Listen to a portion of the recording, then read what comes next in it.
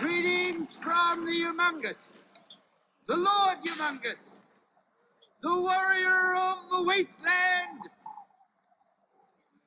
the Ayatollah of rock and roller. Great, thank you. Thank you for that introduction. However, I thought maybe I would do the rest of this lecture without my big mask and my leather underwear. I thought it maybe, be a little more formal, do it here in my office. So anyway, hi everybody, and welcome to Apocalypse, Science, and Society, and our first module.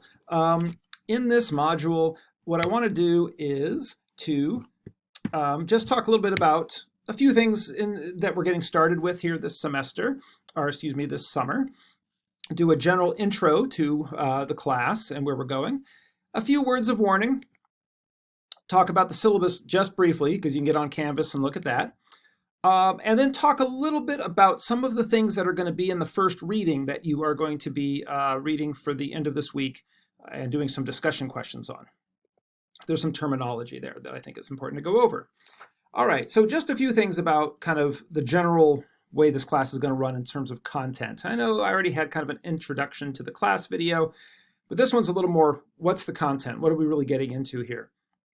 And the main thing to think about here is that this class is called Apocalypse, Science, and Society. Why is it Science and Society? And why is it an interdisciplinary course? Well, because we are going to look at scientific aspects of disasters, catastrophes, and apocalypses. Things like we're going to talk about, the geology of tsunamis and earthquakes, and we'll talk about hurricanes and these sort of things, and the physical processes that create these large disasters. But we're also going to talk about sort of the cultural phenomena around the concept of apocalypse, kind of where it comes from historically, and why it's such an important part of modern society. As most folks know, it's hard to hard to look at anything on TV or online and find things that find things that aren't about the apocalypse, right? The apocalypse is a very prominent theme in all sorts of different kind of genres, and so we're going to look at that way in which these two things kind of intermesh, because as most of you are probably aware, most of the problems that we're experiencing, say now with the coronavirus epidemic, have a lot to do with science, but also have a lot to do with kind of the society and the cultural values and the political perspectives that people have. People don't agree about the scientific facts, and people definitely don't agree about how prepared should you be for particular kinds of disasters. And so I think as we're doing this class in the summer of 2020, I think as we're looking at other kinds of disasters, you'll see how a lot of these things really have a lot to sort of tell us and inform us about the kinds of disasters we're dealing with the coronavirus pandemic. Okay, so spoiler alert, I'm going to tell you the main point of the class right now. I mean, we're going to obviously get into the detail and get into the weeds a little bit here, but basically, here's the main point of the class. Whether we're calling it a disaster, a catastrophe, an apocalypse, it's always an interaction between dynamic natural forces, things we might call more than human, right? Because sometimes human activities have an impact on those, what we might consider natural forces or processes, and the way in which those natural processes interact with social processes. One of the key points of this class is that the Earth is dynamic, and that human societies tend to underestimate just how dynamic Earth processes really are. Whether we're talking about earthquakes or tsunamis or disease outbreaks, some of these things, when they're for the really large events, only happen every 100 years or so, or maybe even every 500 years. When dynamic Earth events happen on that kind of a time scale, human societies tend not to plan for them, because A, they think they won't happen again, B, they feel like they can't necessarily spend the resources to plan and be prepared for events of that magnitude, or they think that somehow things have changed, we've become more modern, or we're not affected by those sort of processes anymore like we were 100 years ago or 200 years ago. And one of the things that I'll show in this class is that idea that we've sort of outgrown disasters and things that could be, really major catastrophes and would qualify as what we'd call an apocalypse, this idea that we've outgrown those things is probably misplaced. All right, so attached to that is this idea that when we're talking about a disaster or catastrophe or apocalypse, this is a result of these dynamic natural processes and human planning and social responses to it being somewhat out of sync or unable to be capable of handling those dynamic processes. And because of that, when we see who is affected by these different kinds of hazards, victims are typically determined by being in a state of vulnerability. In other words, these disasters and apocalypses and things like that do not affect everybody equally. They affect some people much more than others based on their vulnerability. And so that's something else that we're going to get into in this course. So a few words of warning. This course is about death and destruction, right? That is the theme. We're looking at hazards, catastrophes, apocalypses from all sorts of different angles. We're talking about asteroids hitting the Earth. We're talking about gamma ray bursts boiling your brain out of your skull. We were talking about disease outbreaks. We were talking about large chunks of fiery metal falling out of the sky on top of people during earthquakes. So we're going to talk about things that might make people uncomfortable. We're going to talk about death. We're going to talk about violence. We're also going to talk about different religious traditions, because when we get into concepts of apocalypse, it's impossible to talk about that idea without talking some of the religious underpinnings that come in underneath that. So we're talking about belief systems. My goal is to kind of talk about all these things that may be somewhat uncomfortable in kind of an unflinching way. We will also be watching movies in this course and kind of doing some analysis and doing discussion questions around them. And they'll have uncomfortable things in them. There will be violence, there will be nudity, there will be bad language, etc. None of it's real over the top. I didn't really go for graphic violence for the sake of it, but we are watching some movies that will definitely probably make you feel sad. The last thing is that we, or at least I, will use humor and make jokes about death and destruction. I don't know what to say about that other than when you're talking about this kind of subject matter, sometimes it's hard not to kind of have a little bit of a gallows humor, I guess, about it. And so I apologize if I end up offending anybody in that respect, but that's something that kind of enters into some of these lectures, I think, when I tend to do them. All right. So on that note, right, one of the things that's in the discussion for this first week is asking people kind of what their favorite life-ending disasters are. Most people are really attracted to these kinds of hazards and tales of apocalypse and catastrophe. And I think it's really important for us to sort of acknowledge that is something that people are really fascinated by. And I think there's a few reasons for it. I mean, one is obviously it's just kind of dynamic. It's something that's happening that's kind of earth-shattering and gets our attention. But I think there's also something deep in our brains that also wants us to be very, very aware of the things that are hazards or are dangers, right? Because just somewhat naturally, when we see certain catastrophes or some sort of, even if it's not a large catastrophe, just some sort of danger sort of occurring in the world, there's a part of your brain that really wants to make sure that it knows about that kind of a danger and kind of focuses our attention. And so my goal is that by going through this course and really focusing on some of these things, that we actually learn to understand those processes a little better, understand the risks a little better, and actually, hopefully, come out of the class feeling a little more comfortable, because a lot of the things that really cause widespread catastrophe are fairly rare events. And we're going to talk a little bit about risk and probability here early on in the class too. So that's part of our approach. Now, some folks may be wondering, if you're taking a class on apocalypse and natural hazards, why is this technically a geography class? Well, there's a couple reasons for this. One of the reasons is that, first of all, you have to understand, for those of you who are not geography majors or haven't taken other classes, geographers do more than just map stuff, right? I myself am trained as a geographer. My degrees are in geography. And one of the things that we do is that we investigate how physical and social worlds sort of interact. And one of the ways in which the natural and social world interact is through hazards. And also a lot of the methods that geographers use in terms of mapping, looking at satellite imagery, doing planning, risk analysis, hazard studies, mixing physical science and social science methods are really valuable for trying to understand giant catastrophes. Now, for myself, a lot of my research that I've done has been in places with a lot of nuclear contamination, places like nuclear weapons test sites, or also did some research in Fukushima after the nuclear disaster there. Also military bases and sites of bombings and things like that. And so a lot of my kind of research experiences in these places where there's been these giant calamities. And so I kind of come at it from sort of that perspective. All right, so one thing that I should mention, if you have not done it yet, make sure that you're getting on Canvas and that you're taking a look at the syllabus, because there's a lot of material that we're going to be going over, and it's important that you take a look and kind of keep track of where we're going. One thing I can say is that I tend to be pretty organized. I try to make sure that I have things on Canvas ahead of time so that you can see what's coming. And if you look at the syllabus, you'll have a pretty good idea of just what to expect here in these 6 weeks of class.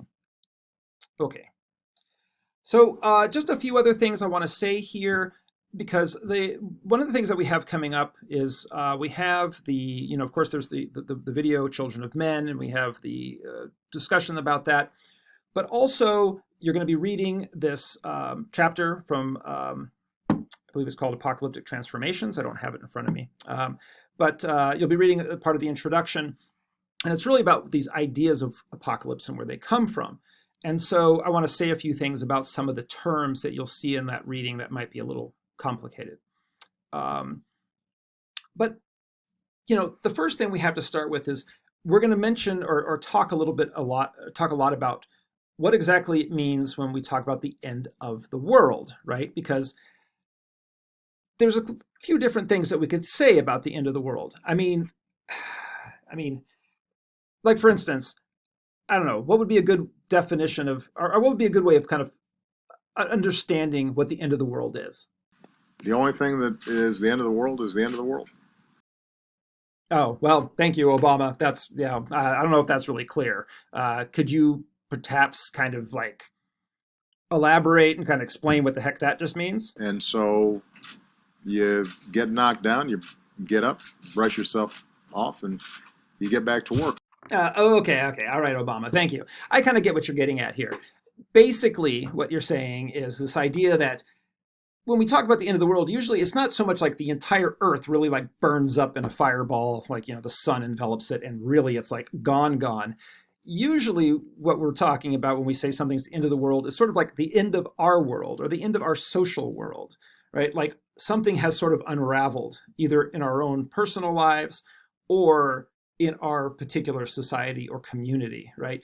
But this is, I think, a very key point, that when we usually say something is the end of the world, usually there's something that comes after that. And that sounds weird, but that goes back even to some of the religious ideas of what an apocalypse is, right? After the disaster, after the catastrophe, after the flood, after the fire, whatever it might be, something comes after, typically. Not always, and we'll talk a little bit about these different kind of types of apocalypse, but there is this idea that there has, in a sense, already been ends of the world, and we can expect more that we actually recover from. So, like, for instance, many Native American groups consider European contact as the end of the world, because if you lose your sovereignty over your land, if disease has wiped out 90% of your population and completely destroyed your political and social and cultural systems, if religious conversion has also changed your cultural kind of outlook and your cultural institutions and all of that, that is, in a sense, the end of the world, right? In that everything that had happened prior to that has been, in a sense, sort of demolished. Now, there is life, of course, after that. And of course, in many places with indigenous groups, and there's this idea that they have survived that end of the world and are working to try and reestablish kind of what they once had. And I think that's a good way to think about what we might consider sort of an end of the world sort of scenario too, because you have to face it. Anytime your society loses 90% of the people and loses all the power and all these sort of things, it's hard to categorize it as anything but the end of the world, right? So anyway, we're going to get a little more specific as we go through about kind of what we mean, but typically there's something that comes after it, which is kind of interesting. All right, so where does this idea come from of sort of the end? Well, as we'll get into here a couple modules down the road when we get into some of the religious underpinnings, there's actually a pretty long history. I mean, a lot of people think of apocalypse or Armageddon or the end of the world as coming out of the book of Revelation in sort of Western philosophical thought. But if you actually go back, historians and literary scholars go back and look at how the story of apocalypse actually even goes before that, and that there were elements of these older stories that actually got brought into Book of Revelation and or ideas of sort of apocalypse. And so it's going to be unavoidable to sort of talk about that, particularly in these first few weeks, in terms of the role of religion, in terms of our beliefs about ends of worlds, because many different cultures and many different religions have this idea of sort of worlds ending, right?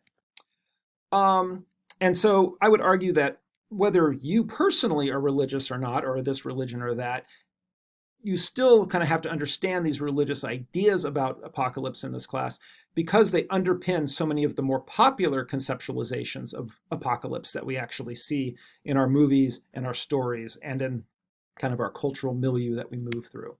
Okay, so just a few terms here that you're going to run into in this reading that kind of connect to that idea. The first term that I want to explain is eschatology. And the definition here is it's the part of theology concerned with death, judgment, and the final destiny of the soul and of humankind. And so you'll run across that word in the reading, and I just want to make sure that we define it. It's basically, the study of apocalypse, if you will. Another term that is a little more complicated that you'll run into in the reading is the term postmodernism. Yeah, you could take an entire course on just what the heck postmodernism means. But essentially, there's a few different ways of thinking about postmodernism. First, to understand what postmodernism is, we have to talk about what is modernism. Modernism is essentially defined in a few different ways, and I have some notes here. Epoch, style, or political stance. And so let's think about modernism first. Epoch sort of means time period. There's a time period we think of as the modernist time period. It's this a particular era when modernism was popular. So let me explain what that means. If we think about modernism as style, it has to do with a certain kind of approach in architecture, but also in the arts and in writing. And the best way of putting it is sort of efficiency is kind of a hallmark of modernism. If you think about a lot of the buildings built after the end of World War II, into the 60s and the 70s after that, there's, kind of big blocky buildings. They're not very ornate. They're just sort of functional, right? This idea that things should just be efficient, but also this idea of sort of a trust in authority, in mass production, in sort of things being kind of universal or the same across larger societies, that we all watch the same newscast, that we all listen to the same music. And this is something that might have been sort of true back in the earlier epoch time period, like say the 1960s or 70s when everybody listened to the Beatles and there was only a couple of news networks to watch and everyone read the New York Times and that sort of thing. But also modernism is a political stance. It's sort of a stance that values those things of centralized authority, of conformity, of kind of the functions of things being more important than kind of the way they look, that kind of stuff. Now, postmodernism, as you would expect, flips a lot of those things over. And so as epoch, it's this time period sort of after modernism. As style, it's sort of the flip. It's instead of, if modernism was all about sort of sameness and things being universal and all kind of reading the same things and listening to the same things and all of that, postmodernism is very different. So if I take music as an example, modernism might be everybody in late 1960s all buying the same Beatles album and everybody listening to it. Postmodernism is everybody getting on YouTube and listening to absolutely all sorts of different things and, flipping from one thing to another and just mixing stuff, being like, I'm going to listen to Swedish death metal, and now I'm going to listen to some Hawaiian music, and now I'm going to go listen to, Tibetan throat singing, blah, blah, blah, blah, blah. Just kind of being all over the map and kind of mixing things together, or being into Also as style, it's about mixing different things from different epochs kind of all together. So having very ornate buildings, some people, when they talk about architecture, will talk about Las Vegas as being sort of a postmodern city. You just have all of this different decoration where one building looks like Egypt and the one next to it looks like Paris and the one next to it looks like Venice, and it's all kind of fake, right? So that would be kind of postmodernism. Now, the reason, and then the political stance with postmodernism is this kind of celebration of difference.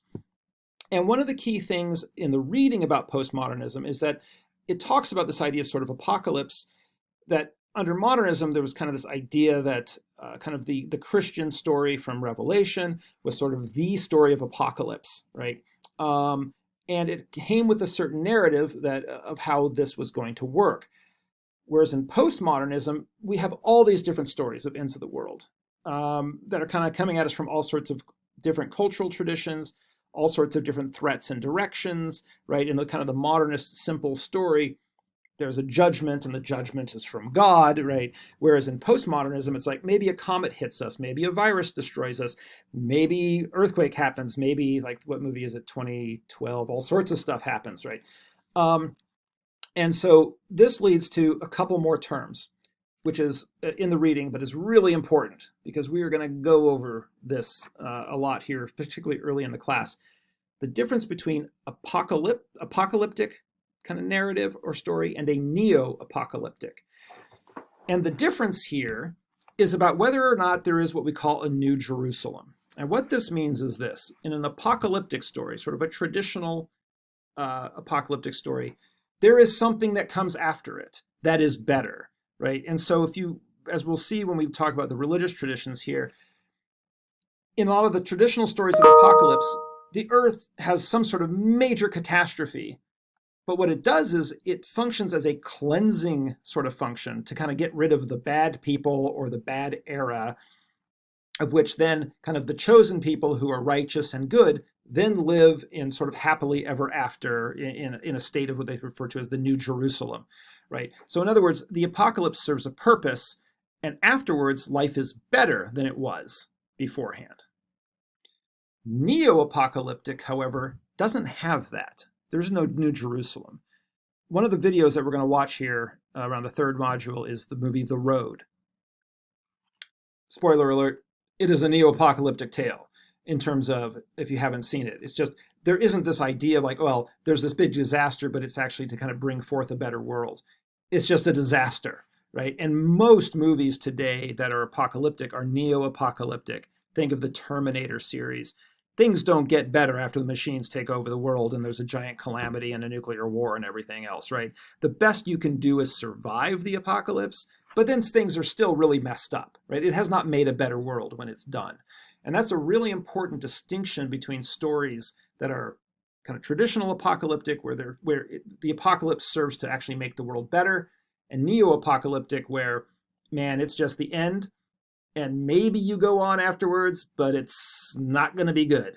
And so that's a really big shift in terms of how we think about the concept of apocalypse and disaster and catastrophe. And so that's a thing you will see coming up in this class kind of time and again.